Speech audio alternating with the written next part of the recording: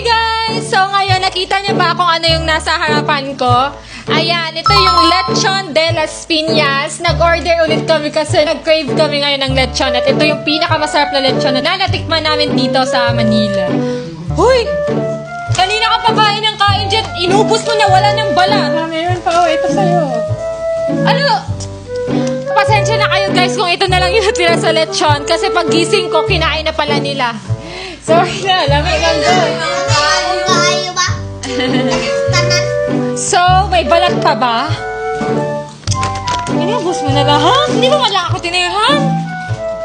Kasalanan ko ba ang tagal-tagal mo magising? Wala ng balat? Hindi balat. Malutong. Ito na lang nga. Wait lang. Tingnan nyo guys, ang lutong pa oh. Ayan o, balat. O, ayan naman, daming balat o. Kanina pa to guys, pero malutong pa din. Tingnan. Lutang. So, Ayan. lutang mo na ba? Ayan guys, oh, ang daming ano sa loob. Ang daming ang tawag nito. Pinaka-favorite ko yung sa part sa loob talaga. Kasi doon yung sobrang lasa talaga. Sarap. Sarap. May sauce pa tong kasama. May sauce din yan. Ang laki din ng sauce nila.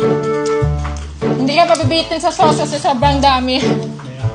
Kung mahilig kayo sa lechon na sobrang malasa yung laman, sa Lechon de las Piñas talaga. Malasa talaga siya. Lasa-lasa mo yung tanglad. Oo, lasa-lasa mo yung mga rekado.